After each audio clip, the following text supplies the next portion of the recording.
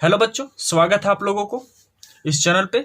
चलिए हम लोग स्टार्ट करते हैं। जैसा कि आप लोग थंबनेल में देखे, जिस जिस क्वेश्चनों को, उस सारे क्वेश्चन को यहाँ पर बताया जाएगा। आप लोगों को अच्छी तरह से बस पढ़ना और अध्ययन करना है, ठीक है।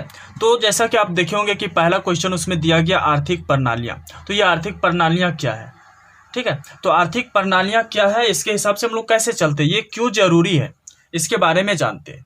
तो पहले ये जानिए कि आर्थिक प्रणालियाँ होता क्या है। तो आर्थिक प्रणाली ऐसी संस्थाओं का ढांचा है, ध्यान से सुनेंगे, ठीक है, कि आर्थिक प्रणाली ऐसी संस्थाओं का ढांचा है जिसके द्वारा समाज की समस्त आर्थिक क्रियाओं का संचालन किया जाता है। यानी कि आर्थिक प्रणाली वैसी चीज है जिसके द्वारा ही कोई भी समाज को अच्छी तरह से जीवित रखा जा सकता है। आर्थिक प्रणाली का मतलब काम करने का तरीका, किस किस तरीके से हम काम कर सकते हैं, क्या क्या हमारे पास होनी चाहिए। प्रत्येक अर्थव्यवस्था किसी ना किसी आर्थिक प्रणाली पर आधारित होती है, जिन्हें 3 वर्गों में बांटा जाता है, ठीक है। जैसे में पहला पूंजीवादी अर्थव्यवस्था या फिर बाजार अर्थव्यवस्था इसको बोल सकते हैं, समाजवादी अर्थव्यवस्था और मिश्रित अर्थव्यवस्था। अगर ये हमारे पास है तब हम आर्थिक प्रणालियों को अच्छी तरह से कर सकते हैं। अब यहाँ पर देखिए, पूंजीवादी अर्थव्यवस्था अर्थात बाजार की अर्थव्यवस्था। चलिए इसके बारे में जानते हैं कि ये क्या है। तो ये सिंपल इस प्रकार से हम लोग देखेंगे कि पूंजीवादी अर्थव्यवस्था में क्या क्या होती है, ठीक है। आर्थिक प्रणालियां का 3 भाग है। 3 भाग में हम लोग पहला भाग पूंजीवादी अर्थव्यवस्था के बारे में जानेंगे कि ये होता क्या है और ये हमारे लिए क्यों जरूरी है। तो चलिए, बाजार अर्थव्यवस्था की प्रमुख विशेषताएं निम्नवत है। निजी संपत्ति होनी चाहिए, आर्थिक स्वतंत्रता, राज्य का हस्तक्षेप एवं मुक्त व्यापार, प्रतियोगिता, कीमत संयंत्र, ये सब होनी चाहिए, ठीक है। चलिए एक एक करके सारी चीजों को देखते हैं। निजी संपत्ति। पूंजीवादी आर्थिक प्रणाली में उत्तराधिकार के नियम एवं निजी संपत्ति को एक संस्था के रूप में वैधानिक मान्यता प्राप्त होती है। व्यक्ति अपनी संपत्ति का जिस रूप में चाहे जब चाहे प्रयोग कर सकता है। निजी संपत्ति का मतलब होता है अपना प्राइवेट, ठीक है, कि उसके पास अपना संपत्ति जब चाहे, जैसे चाहे, जहां चाहे, जिस तरह चाहे वो अपना प्रयोग कर सकता है। वही हमारा पूंजी कहलाता है, ठीक है। पूंजी हमारे पास जो अपना है वही तो हमारा पूंजी है ना। उसके बाद क्या होती है, आर्थिक स्वतंत्रता भी होती है। आर्थिक स्वतंत्रता का मतलब भी आप सुनेंगे कि पूंजीवादी अर्थव्यवस्था व्यक्ति को कार्य करने में स्वतंत्रता, यानी कोई भी काम करने में आजादी, चयन की स्वतंत्रता, यानी कुछ भी करने सोच रहा है या कुछ लेना चाह रहा है उसको छांटने, देखने या मांगने की स्वतंत्रता होनी चाहिए। उपभोग की स्वतंत्रता, खाने पीने या कोई भी वस्तु लेने देने बेचने सब चीज करने में उसको आजादी होनी चाहिए। बचत एवं विनियोग करने की स्वतंत्रता प्रदान करती है। उसे क्या कहते हैं, आर्थिक स्वतंत्रता कहते हैं, ठीक है। चलिए तीसरा नंबर में देखते हैं कि राज्य का हस्तक्षेप एवं मुक्त व्यापार। यहाँ पर ये देखिए बहुत इंपॉर्टेंट है कि निर्बंध पूंजीवाद में सरकारी हस्तक्षेप प्रतिबंधित होता है। कि जैसे अगर हम किसी प्रकार से व्यापार को करें और उसमें सरकार क्या करती है कि किसी प्रकार से टैक्स लगा देगी या रोक लगा देगी, तो वो हमारा राज्य हस्तक्षेप एवं मुक्त व्यापार कहलाता है, ठीक है। कि हस्तक्षेप होनी चाहिए सरकार के, उसमें कोई नियंत्रण मतलब किसी भी प्रकार से दबाव नहीं होनी चाहिए। और ये मुक्त में, हम जो भी काम करें उसे मुक्त में करना है, यानी किसी को किसी भी प्रकार से हमें कोई शुल्क वगैरह नहीं देना हो, ऐसा होता है मुक्त व्यापार, ठीक है।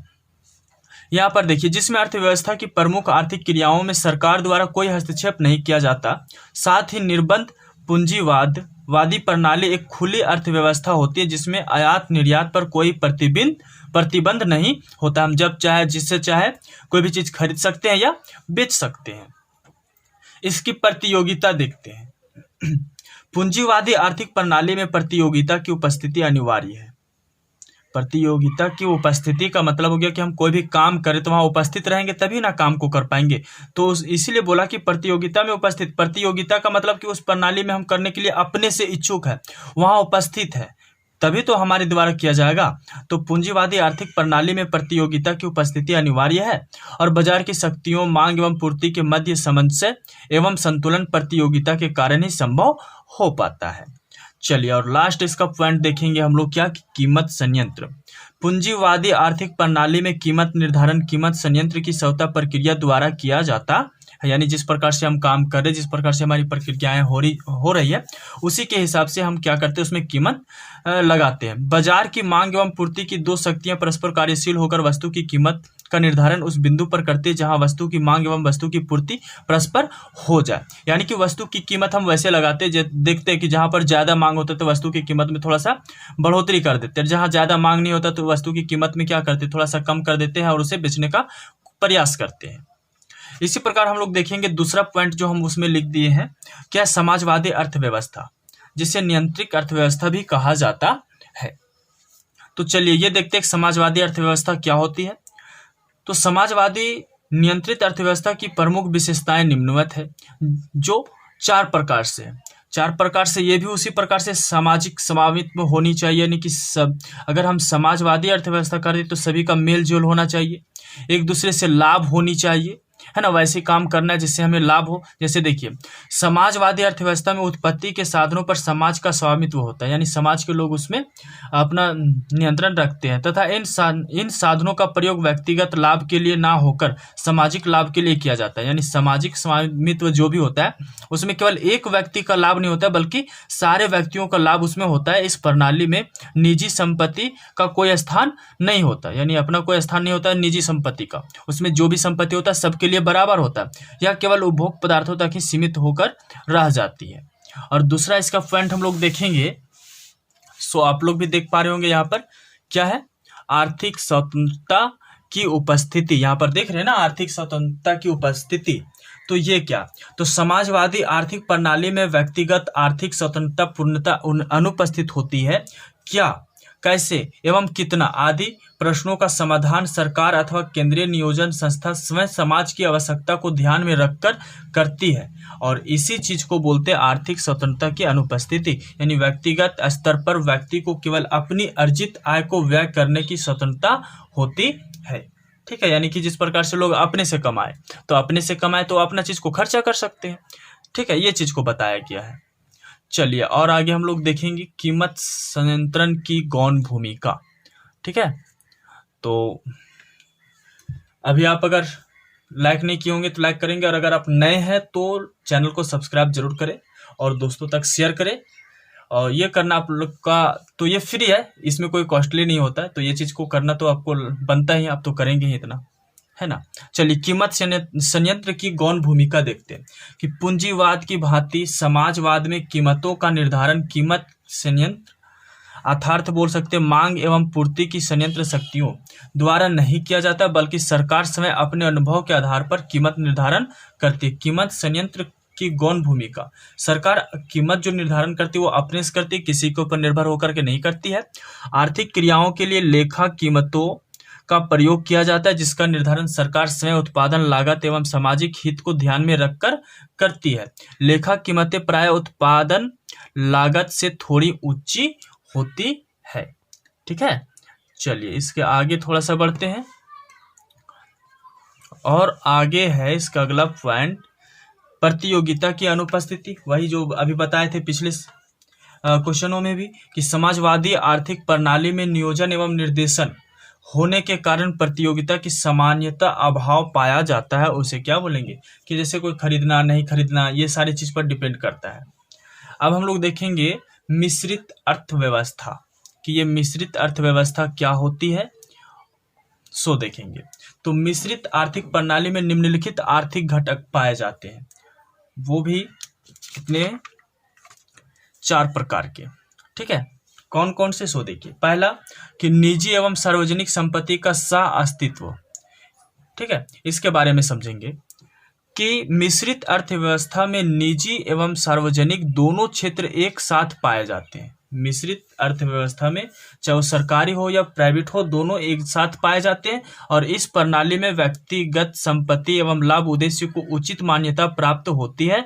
उत्तराधिकार का नियम अर्थात संपत्ति का हस्तांतरण संभव होता है, किंतु सरकार सामाजिक समानता के उद्देश्य को ध्यान में रखकर विभिन्न प्रकार के कर लगाकर संपत्ति के आकार का नियंत्रण करती है। यानी कि मिश्रित अर्थव्यवस्था वैसी अर्थव्यवस्था है जिसमें निजी कार्य तथा सार्वजनिक कार्य दोनों सम्मिलित होते हैं।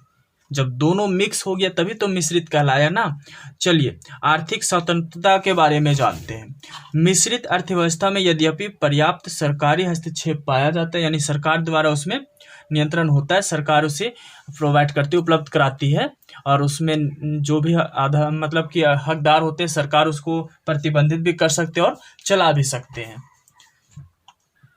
फिर भी व्यक्तिगत आर्थिक संस्था की उपस्थिति के कारण कुछ सीमित एवं निर्धारित क्षेत्रों में व्यक्ति को चुनाव के उत्पादन, विनियोग एवं बचत की स्वतंत्रता प्राप्त होती है, किंतु सरकार व्यक्तिगत आर्थिक संस्था को पूर्णतः अनियंत्रित नहीं छोड़ती, बल्कि इस संस्कार के नियम के लिए अनेक प्रकार के नियंत्रण मापदंड को भी अपनाती है। यानी सरकार अगर दे देती है किसी भी प्राइवेट को चलाने के लिए, किसी भी निजी व्यक्ति को चलाने के लिए कोई भी सारे चीज, तो उसके ऊपर भी बहुत सारे कानून कायदे रखे जाते हैं ताकि वो भी उस कार्य को सही ढंग से कर सके।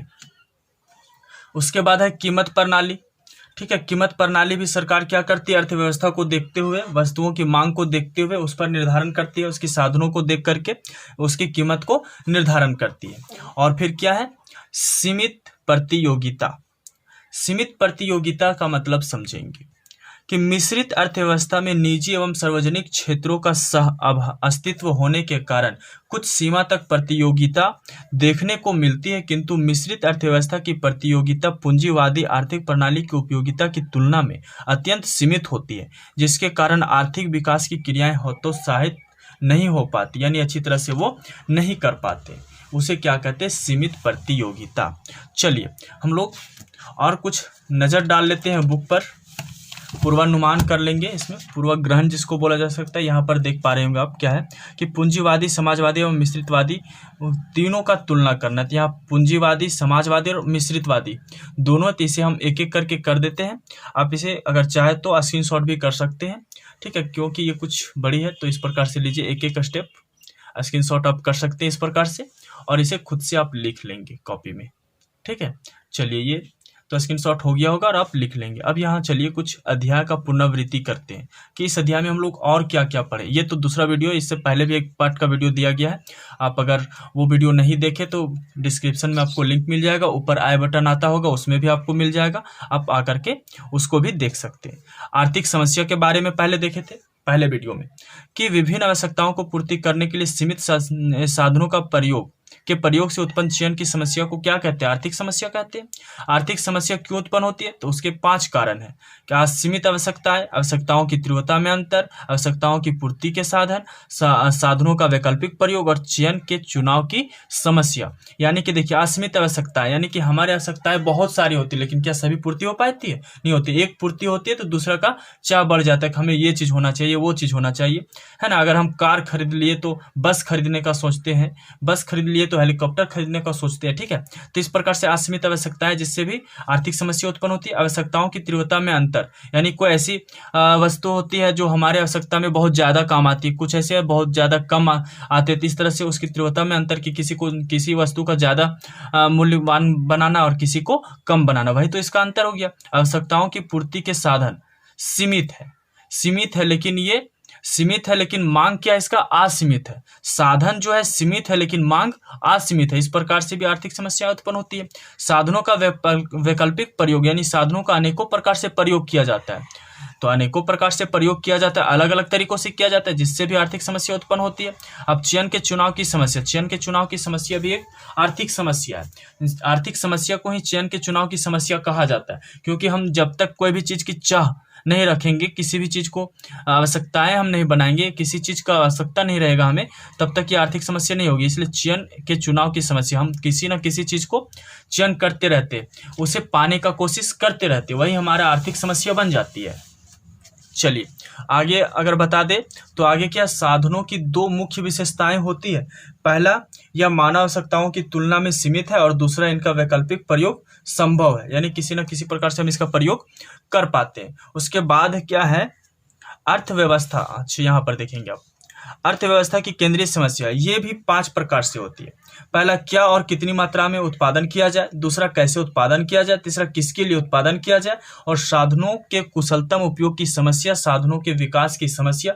ये सारे चीजों को डिटेल्स बताया गया है, आप आई बटन या डिस्क्रिप्शन में आए लिंक को खुद से देख सकते। सारे चीजों को पूरी अच्छी तरह से डिटेल्स बता दिए हैं, किसी भी प्रकार से डाउट नहीं रहेगा। उत्पादन संभावना वक्र, वक्र जो है कि यह वक्र जो वस्तुओं के संभावित संयोगों को प्रकट करता है, यह दो मुख्य मान्यताओं पर आधारित है। पहला स्थिर तकनीकी और दूसरा स्थिर साधन। ये दोनों चीजों पर उपलब्ध होती है, ठीक है, मान्यता प्राप्त होती है। अब उत्पादन संभावना वक्र की विशेषताएं क्या है, तो दो है। तो बाएं से दाएं नीचे की ओर झुकती है और उत्पादन संभावना वक्र मूल बिंदु के प्रति नतोदर होता है। तो ये चीज को ग्राफ की विधि से समझाया जाता है, ग्राफ दिखा करके। तो आप अभी ग्राफ को नहीं दिखाएंगे, ठीक है। चलिए, उत्पादन संभावना वक्र का खिसकना, साधनों में परिवर्तन और तकनीक में परिवर्तन, ये दोनों से क्या होती है, उत्पादन संभावना खिसकना शुरू हो जाती है। चलिए, ये भी आप लोगों को तालिका बनाकर बताना पड़ेगा। अवसर लागत, एक वस्तु की अवसर लागत दूसरी वस्तु की वह मात्रा है जिससे पहली वस्तु के उत्पादन के लिए छोड़ना पड़ता है, उसे क्या कहते हैं, अवसर लागत कहते हैं। सीमांत अवसर लागत, एक वस्तु की सीमांत अवसर लागत किसी दूसरी वस्तु की वह मात्रा है जिसे पहली वस्तु की एक अतिरिक्त इकाई उत्पादन करने के लिए छोड़ना पड़ता है ना, कि एक वस्तु मिल गया और दूसरे वस्तु को छोड़ते हैं। जैसे मान लीजिए कोई वस्तु हम बार बार प्रयोग कर रहे हैं, अब उससे अच्छा कोई दूसरा वस्तु मिल गया तो उस वस्तु को छोड़ दे रहे, तो ये सब सारी चीज को अवसर लागत और सीमांत अवसर लागत कहते हैं। कि हमारे पास अवसर आया, दूसरा मौका मिला कि चल अब हम जो पहले यूज करे थे वो बेकार था, अब जो करने वाले वो अच्छा है, ऐसा कुछ मिल जाता है। फिर उत्पादन संभावना वक्र का ढलान सीमांत अवसर लागत को दर्शाता है, तो ये भी आपको नहीं पढ़ना अभी। उत्पादन संभावना वक्र की आकृति, तो उत्पादन संभावना वक्र मूल बिंदु की ओर नतोत्तर है, क्योंकि जब साधनों को एक उपयोग से हटाकर दूसरे उपयोग में लगाया जाता है तो सीमांत अवसर लागत में बढ़ने की प्रवृत्ति पाई जाती है। और इसी प्रकार हम लोग क्या करते हैं, इस चैप्टर को कंप्लीट कर लिया और इस चैप्टर को छोड़ते हुए हम लोग अगले दिन अगले चैप्टर पर बात करेंगे, ठीक है। तब तक के लिए सभी को जय हिंद, जय भारत।